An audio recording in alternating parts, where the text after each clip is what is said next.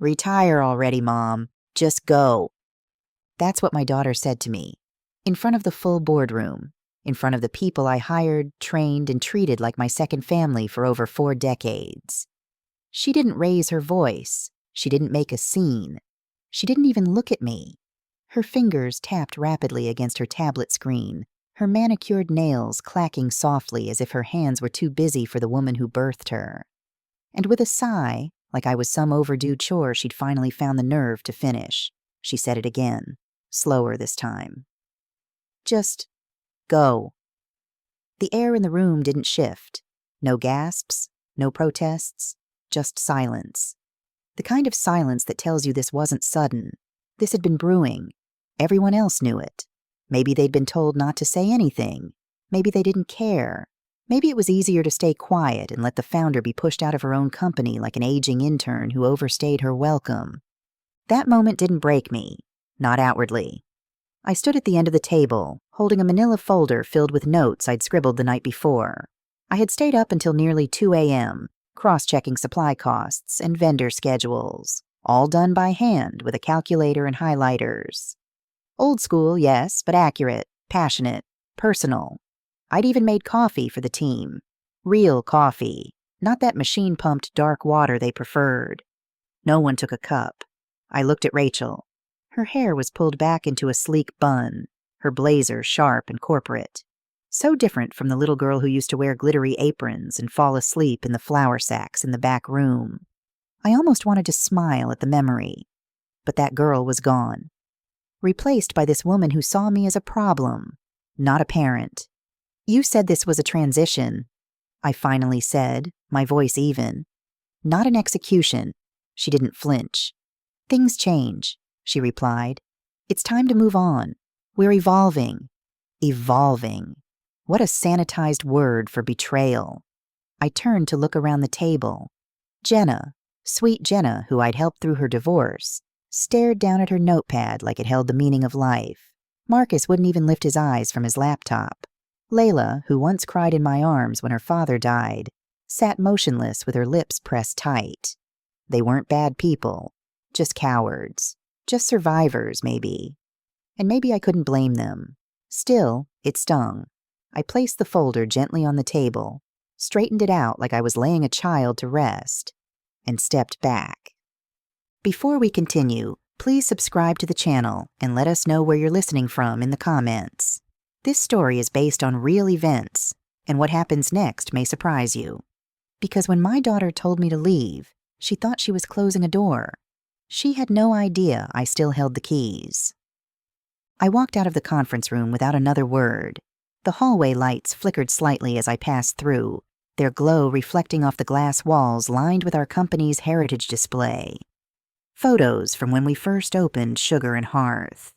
There I was, 30 years old, face flushed with flour and ambition, cutting the ribbon in front of our original storefront with my late husband at my side and Rachel sitting on his shoulders, giggling in her overalls. Next to it was a framed article titled, "Mother-Daughter Duo Bring Homemade Warmth to Downtown." I paused, stared. The photo was sun-faded now, but the joy in my eyes was unmistakable. That was the day we catered our first wedding. Rachel had piped the frosting letters herself. It was crooked, but we'd laughed so hard we almost dropped the cake. That crooked congratulations Mark and Janine had gone viral locally. It put us on the map.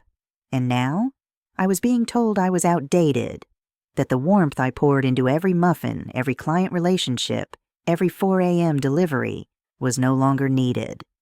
I made it home, but don't remember the drive. I sat in my kitchen with a cup of tea that went cold in my hands. The steam curled lazily, rising and fading into nothing, just like my place in the company. I remembered my husband, his rough hands shaping dough with practiced care, telling me, "Someday, this will all be hers." He meant it with pride. I'd believed in that future, too. I'd built this life for Rachel. Every early shift, every double booking, every weekend skipped. Ballet shoes instead of new boots for me. Private school instead of vacations. When my husband died of cancer, I grieved quietly and kept the ovens running. Because I had to. For Rachel. For the future. For the business that was supposed to keep us together. But Rachel hadn't inherited my love for the work. She'd inherited the ambition, but none of the soul. Her version of Sugar and Hearth had marble countertops and branded latte art, sure, but she didn't know why Mr. Gonzalez needed his blueberry scones split in half before noon, or why Mrs. Lynn always ordered extra napkins for the photos she sent her grandchildren overseas. Rachel had streamlined everything, optimized everything, turned warmth into strategy. And now she wanted me to walk away as if I was a file to be archived. But what she didn't know, what she never even thought to ask, is that I never gave her everything. I never transferred the domain name. I never signed over the copyrights to the recipes. I never included the legacy contracts in the system she took over. She thought she had the bakery, but she only had the walls.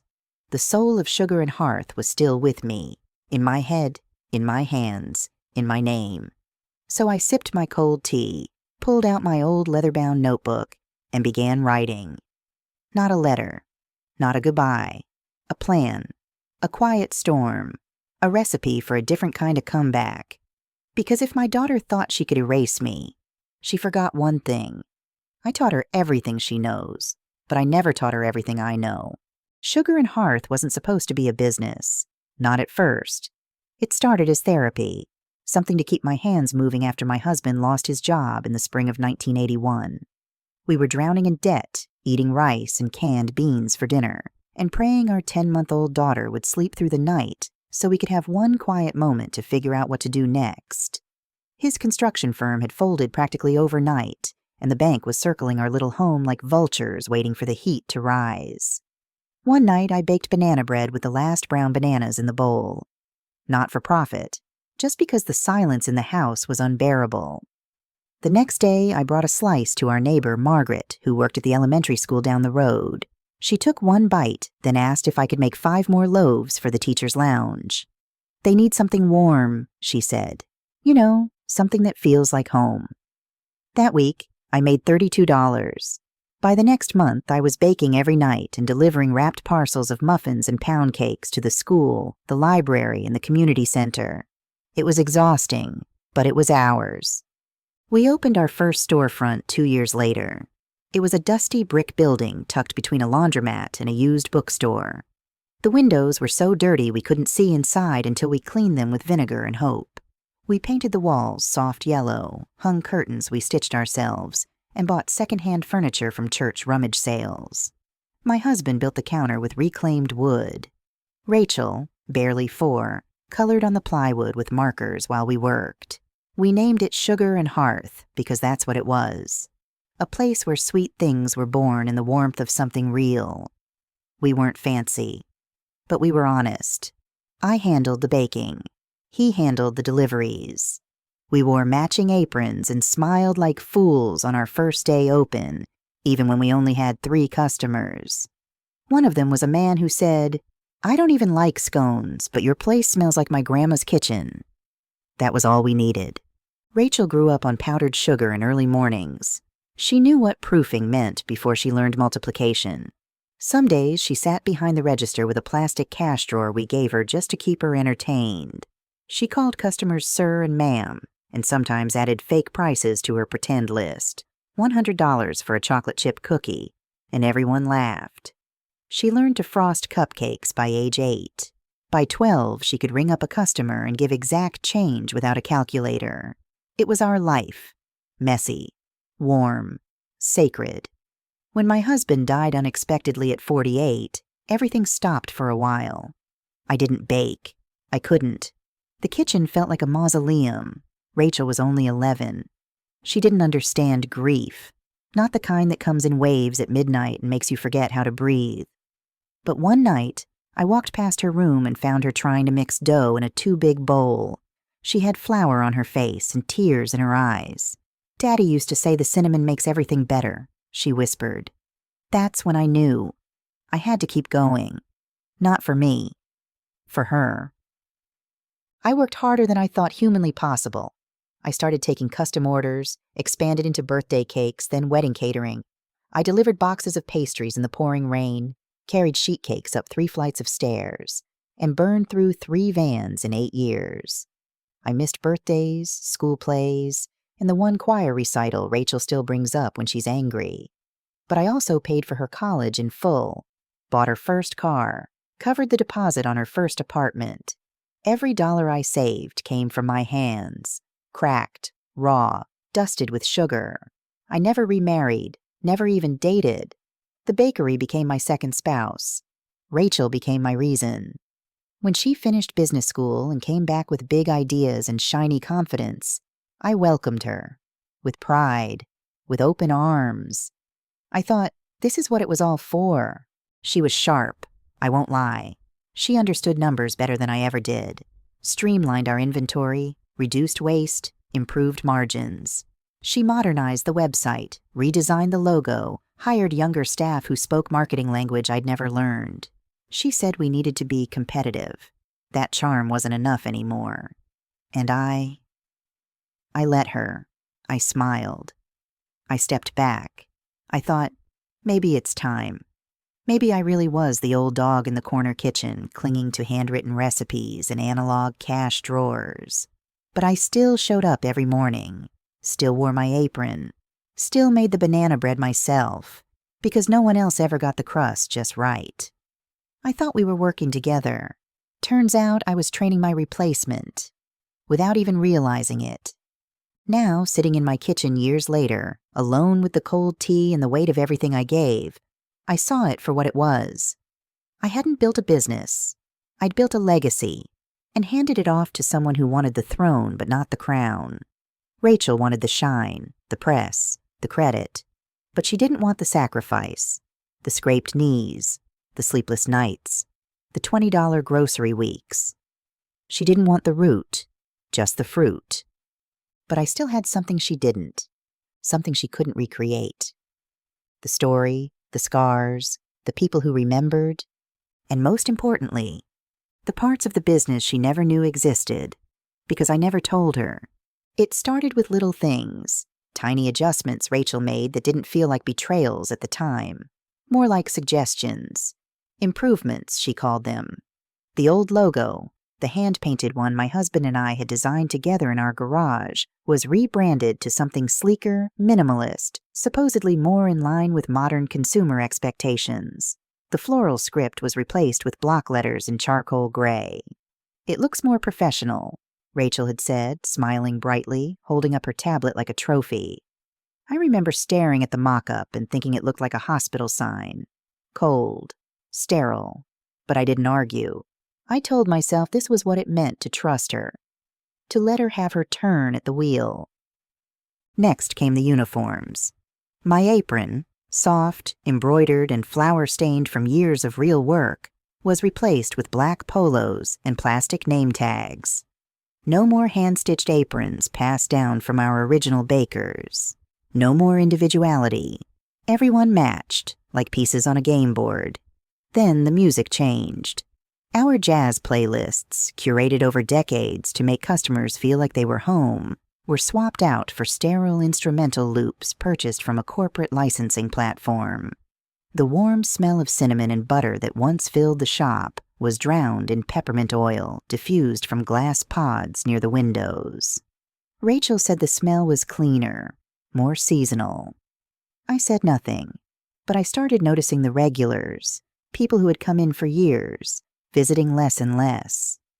Rachel's changes came packaged in polished slides and buzzwords: brand refresh, consumer-first thinking, modernization. She was always presenting now, as if the shop were a startup pitching investors instead of a living, breathing thing with a beating heart and tired hands. She introduced new pastries, too, but not the kind that came from heritage or tradition.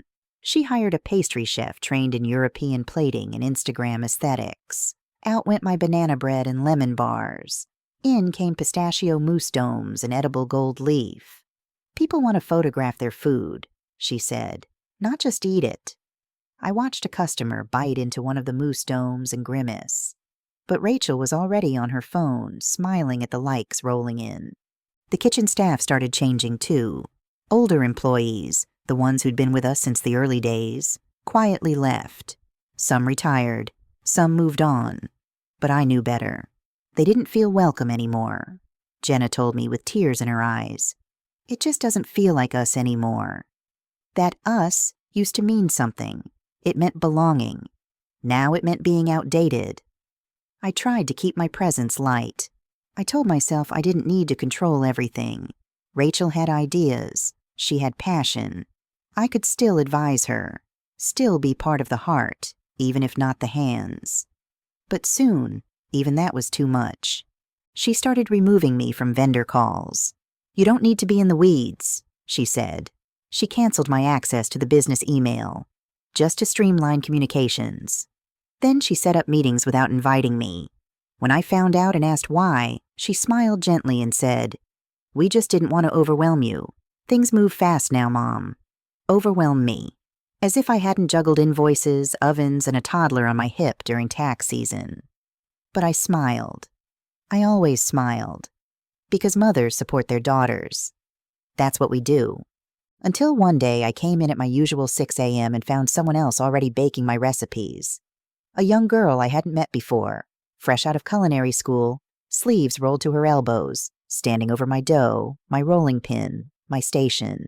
When I asked who she was, she turned and said, "Oh, Rachel said you were transitioning out." "I'm just taking over your prep." I didn't say a word. I couldn't. I just walked to the back office and closed the door. My nameplate was gone. In its place was a silver plaque that read, "Operations, R. Mitchell."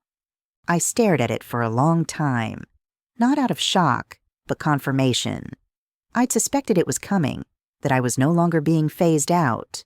I was already gone in her eyes, a shadow lingering too long in the corner of a photo. When Rachel walked in later that morning, sipping her oat milk latte, she saw me and gave a brief nod. "Oh, good. You're here. I've been meaning to talk to you about retirement packages. I have a draft for you to look over." She slid a folder across the desk toward me like it was just another transaction. I didn't touch it, not because I was offended, but because I didn't want to leave fingerprints on something that didn't deserve them. "Retirement?" I asked. My voice came out quieter than I intended. She smiled, that bright, rehearsed smile. "Well, it's time, isn't it? You've done your part, Mom. You built this. But now it's time to enjoy your life. Let the next generation take it further." Further, as if where we were, what we had, wasn't already enough. I didn't argue. I didn't cry. I didn't plead. I just nodded. Then I stood, walked out of that office and left the building. I didn't go home right away. I drove. No destination. Just long winding roads out past the city limits, past the strip malls and modern condos, past the billboards advertising flashy new bakeries with industrial lighting and cold steel countertops. I passed the turn for home and kept going until the sun dipped low behind the hills. When I finally pulled over, I sat on the hood of my car and listened to the wind. I remembered the first morning we opened Sugar and Hearth, the nervous knot in my stomach, the way the open sign squeaked as I turned it for the first time, the smell of cinnamon and burnt toast, the way my husband squeezed my hand before unlocking the door. We hadn't known then whether we'd last a month, let alone decades. We just knew we were doing something real. And now that realness was gone, at least from the building where it used to live. But not from me. Rachel may have taken the sign, the tiles, the kitchen, but she couldn't take the soul. And what she didn't know was this.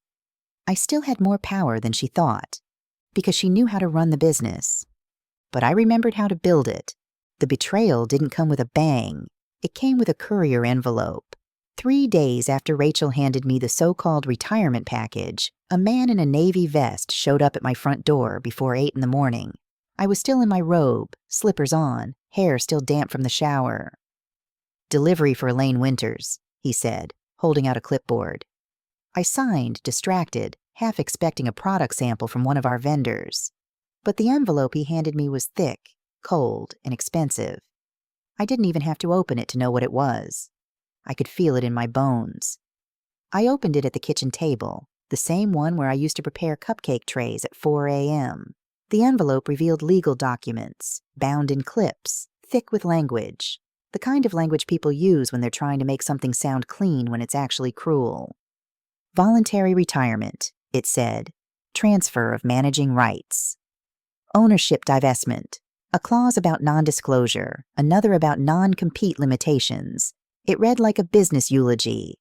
It wasn't a discussion. It wasn't an invitation. It was an obituary. Mine. She was removing me from the bakery, not just the day-to-day, not just the meetings. Everything. Ownership, voting rights, my legacy. Gone. I set the papers down, and for a while, I just sat there, watching dust dance in the morning light, letting the silence of the house throb like a bruise. And in that silence, all I could think about were the sacrifices, the 3 a.m. alarms, the 16-hour shifts, the birthdays I missed, the blisters, the debt, the grief after my husband passed, and how I kept the ovens warm for our daughter's sake. I remembered the time Rachel broke her wrist falling off her bike, and I had to leave a wedding order half-finished to take her to the hospital. I remembered her sitting on the floor of the bakery eating cookie dough with her fingers, telling me one day she'd be the boss and I'd get to rest. I remembered how proud I was when she came back from business school full of ideas and energy. And now, she was sending strangers to make me sign away my life. I didn't cry. I didn't scream. But something inside me turned. Not bitter, not angry, just cold, focused. I didn't sign the papers. I didn't even acknowledge receiving them. I placed them gently back into the envelope and tucked it into the drawer beneath the old gas bill I never threw away. Then I picked up the phone and called her. She answered quickly, too quickly. "Hey, Mom, everything okay?" Her voice had that overly cheerful tone she used when she was either guilty or asking for money. "I got your package," I said. Silence, just for a beat. Then, "Oh, that. Yeah, I meant to call you about that. I figured it'd be easier if we handled it through the lawyers. Less stress for you." "Less stress?" I repeated. "Rachel, you're trying to erase me from my own business." "Mom," she sighed, as if I were being dramatic. "We've already talked about this. You said you were stepping away." Number you said I was stepping away. "It's the next step, Mom. We need to move forward.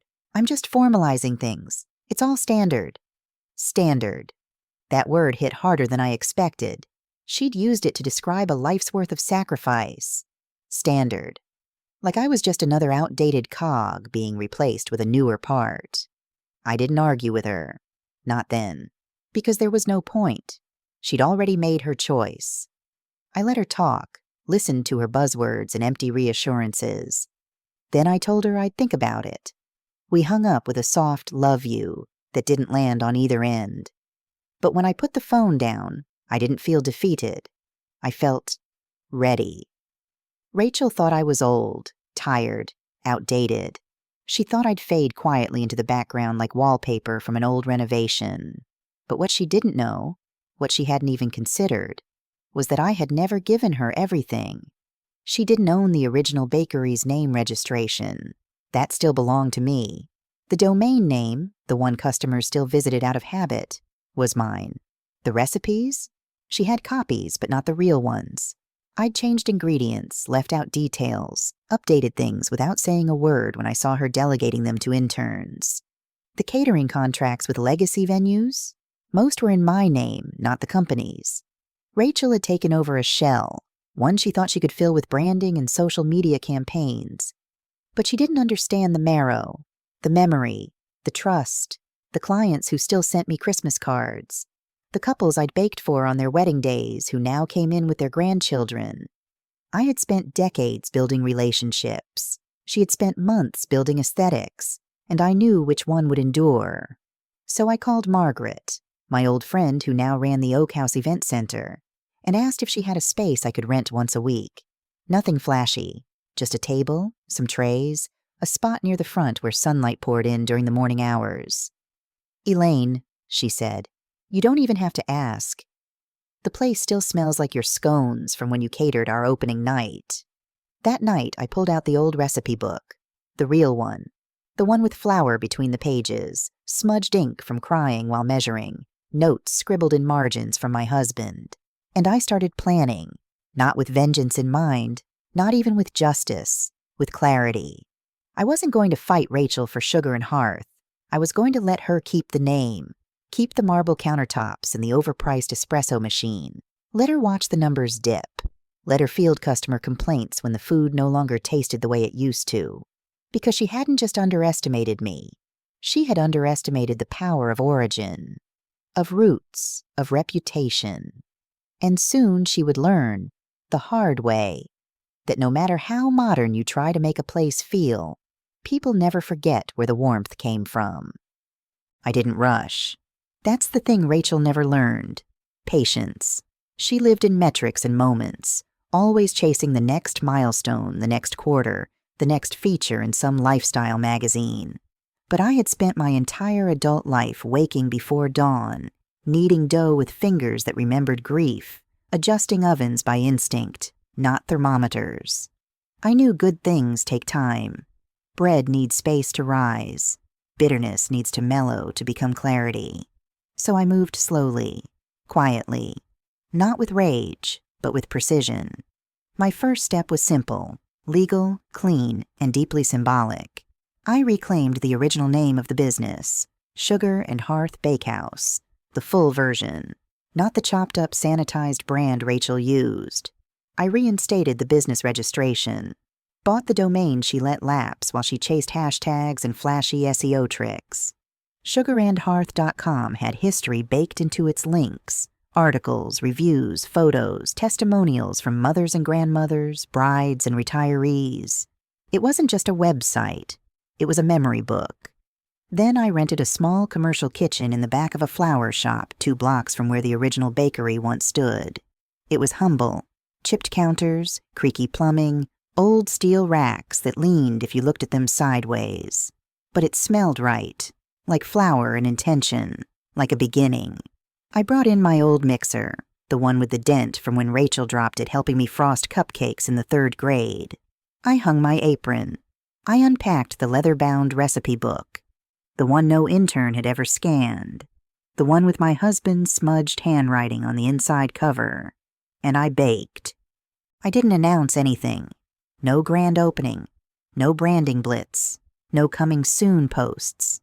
I simply picked up the phone and called 10 of my oldest clients, people who had trusted me with the most intimate moments of their lives. Birthdays, weddings, baby showers, funerals, the moments when food wasn't just food, it was language, comfort, memory. I told them softly that I was baking again. No storefront, no glass case, just me, just the original recipes. 3 of them cried. 2 said they'd been waiting for this moment. All 10 placed orders. One of them, the mother of a girl whose wedding I catered 15 years ago, drove 40 minutes just to pick up a peach crumble. "You remember how my husband loved these," she said. "He passed last spring. I wanted to feel close to him again." I handed her the box and hugged her. That was the moment I knew. Rachel had inherited the business, but not the heart, not the history. Word spread faster than I expected. I delivered 2 dozen lemon poppy seed muffins to a yoga studio on Thursday. On Friday, I catered a small retirement party with my signature chocolate tart, the one I never gave the actual proportions for, not even to Rachel. Every order came with a handwritten note. "Thank you for remembering." That was it. No business card, no receipt, just warmth. Meanwhile, Jenna, one of the last employees Rachel hadn't managed to scare off, started texting me updates. They redid the cinnamon roll recipe again. "Still doesn't taste right. Customers complaining," she wrote. A week later, "We lost the green wedding contract. They said they were going with someone else. They didn't say who, but I think it's you." I didn't confirm it. I didn't have to. The Green family had been coming to me since 1997. They knew who I was. They knew what the real cinnamon was supposed to taste like. Rachel didn't notice at first. She was too busy with her launch events and influencer packages. Too busy managing optics to see the quiet shift happening beneath her feet. I wasn't trying to take her business. I wasn't trying to compete. I didn't want to own Sugar and Hearth anymore. I wanted to own something purer, something original. I just wanted to exist. And it turns out that was enough to shake her foundation. Because Rachel had built her version of the bakery on efficiency, on trend forecasting, on sleek photo shoots. But people don't come back for aesthetics. They come back for soul. They come back for the way a room feels when it smells like brown sugar and memory. Rachel didn't know the stories. She didn't remember why we started freezing pecan pies in spring, because our oldest customer, Miss Eleanor, always came back from Florida in May and asked for them the moment she got off the plane. She didn't know why Mr. Gupta's order always had 2 extra napkins, or why we never sold cherry scones on Tuesdays. I hadn't told her those things, not because I wanted to hide them, but because she never asked. And now, it was too late. My small kitchen began to fill. Orders came faster than I could bake. Margaret from the flower shop started helping me take calls. Her niece ran a small local newsletter and did a story on me, the quiet comeback of a local legend. I didn't even know about it until a customer brought me a copy and asked me to sign it. Still, I didn't brag. I didn't post. I didn't even tell Rachel. I let her live in her polished world, thinking she had won. But the truth was already starting to show. The smile in her Instagram posts was growing thinner. The responses to her ads were full of questions. Do you still sell the original banana bread? What happened to the old lemon glaze? Is the founder still around? She didn't have answers, because I was the answer. And she had tried to erase me. That was her mistake. She thought she could take the house and still keep the warmth. But I had carried the fire with me. It didn't happen all at once. Rachel's empire didn't come crashing down in a blaze of headlines or angry mobs. It unraveled the way rot sets into wood. From the inside, slowly, quietly, until everything that once seemed solid began to creak. The first crack came when a high-profile engagement brunch, one of her influencer-fueled photo-op events, went horribly wrong. The croquant bouche collapsed in transit, the macarons were the wrong color, and the bride-to-be posted the disaster to her 200,000 followers with the caption, "Not the fairy tale I ordered." Rachel tried to manage it with corporate responses and a discount code, but the comments flooded in, not with sympathy, with memories.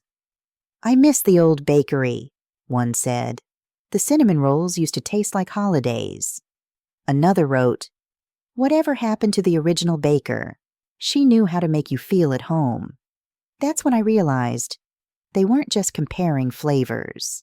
They were mourning something deeper, familiarity, ritual, kindness. It had vanished, and people noticed. Within a month, 3 weddings canceled their orders. One longtime client, the Harris family, walked out mid-tasting because the scones tasted like hotel food. I knew the Harris family. I'd made their daughter's first birthday cake in the shape of a giraffe. Jenna kept sending me texts.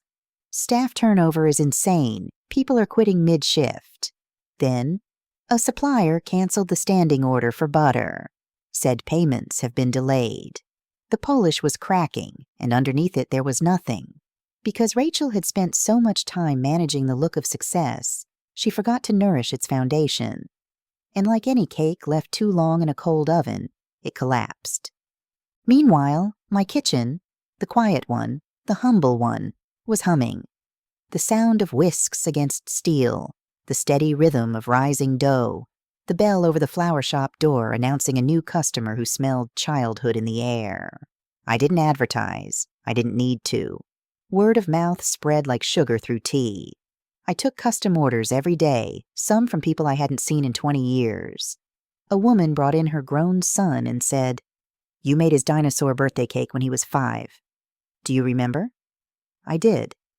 I remembered the way he licked the icing off the toy figurine. We laughed about it over tea. One afternoon, I got a message request from a local blogger who said she'd tried Rachel's new and improved cupcakes and left hungry. "Until a friend gave me one of yours, I nearly cried. It tasted like Saturday mornings with my grandmother." She didn't even ask for an interview, just permission to write a piece called "The Soul Baker of Main Street." It went viral, not influencer viral, real viral, The kind that lives in group chats and PTA threads. The kind people whisper over backyard fences. Rachel didn't see it coming. Her numbers dropped. Her staff shrank. Her brand refresh failed. And when she finally called me, her voice didn't sound like the daughter who demanded I retire. It sounded like the little girl who used to fall asleep in the back of the bakery while I rolled pie dough. "Mom," she said, her voice thin and brittle, "I think I need help." I didn't gloat. I didn't scold. I just listened.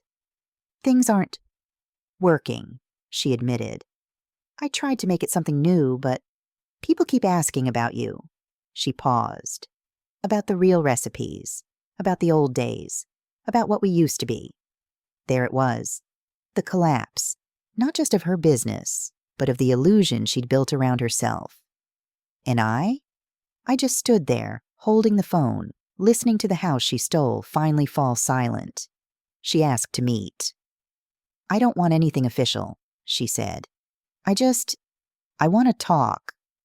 We met at my kitchen, not the storefront, the flower shop, the back room where flower dust danced in the morning light and the air still smelled like cardamom and apple peel. She stepped inside and stopped at the door. I could see it in her face. Recognition, nostalgia, maybe even regret. "It smells like when Dad was alive," she whispered, "when everything still made sense." I said nothing, just poured her tea. She sat across from me at the same table where I once taught her to braid challah. The silence between us was heavy, not with anger, but with the weight of all the things we'd both forgotten. "I thought I could do it better," she finally said. "I thought if I polished it, streamlined it, cut away the mess, it would grow." I nodded, letting her find her own conclusion. "But it turns out the mess was the magic," she said. Her eyes welled. "I wanted to make you proud." I reached across the table and placed my hand over hers. "You did," I said. "But I never needed perfect. I just needed honest." She cried then, quietly into her tea, while the ovens warmed behind me, and the sound of a new batch of regulars laughed outside the flower shop door. Forgiveness isn't an event, it's a process. Slow, strange, and often incomplete. When Rachel sat across from me in that tiny kitchen, asking without really asking for a second chance, I knew this wasn't just about the business. This was about us. About the years between us filled with silence, ambition, miscommunication, and pain. I had watched her lose herself in a version of success that looked beautiful from the outside, but had no center. And now, here she was, stripped of that armor, looking more like the child I raised than the CEO who once tried to erase me. Her hands shook when she reached for the teacup. She was wearing a blazer, but it hung on her like a costume now. I realized then that she hadn't just lost a business. She'd lost her sense of belonging. And perhaps, without realizing it, she was trying to find it again. We didn't jump into apologies. We sat in silence first. There's a sacred kind of quiet that only happens between family, when words are too small to carry the full weight of what needs healing. I didn't try to fill that space. I let it breathe. We sipped tea. We listened to the hum of the old refrigerator and the faint hiss of the oven. Outside, someone walked past the flower shop whistling, and for a moment, the air didn't feel so heavy. We spent the next hour not talking about the bakery, but about everything else. About Dad. About how lonely she felt after he died. About how she always felt she had to be the strong one, and how that strength hardened her into something brittle. She told me how every business meeting felt like a performance, like she had to keep proving she deserved to be there.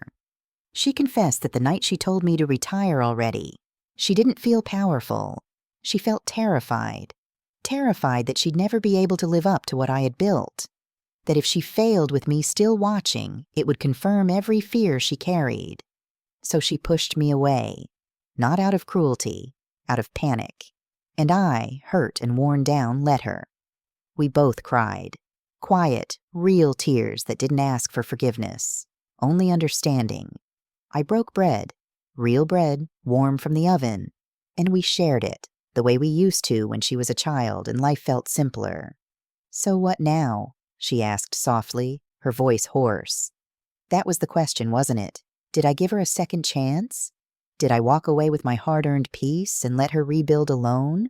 Or did we try, not to restore what was, but to build something new, something honest this time? I looked around my little kitchen. It was crowded now, not just with tools and trays, but with people, with warmth, with soul. I had built something real here, but I also knew something else. Healing doesn't come from isolation. It comes from invitation. And so, I made my choice. I told her she could come back, not to run things, not to rebrand or restructure, but to learn, to work, to bake beside me again. No titles, no hierarchy, just two women, rolling dough and reclaiming what was nearly lost. She said yes before I even finished the offer. And just like that, we began again, not as business partners, but as something harder and more precious, mother and daughter,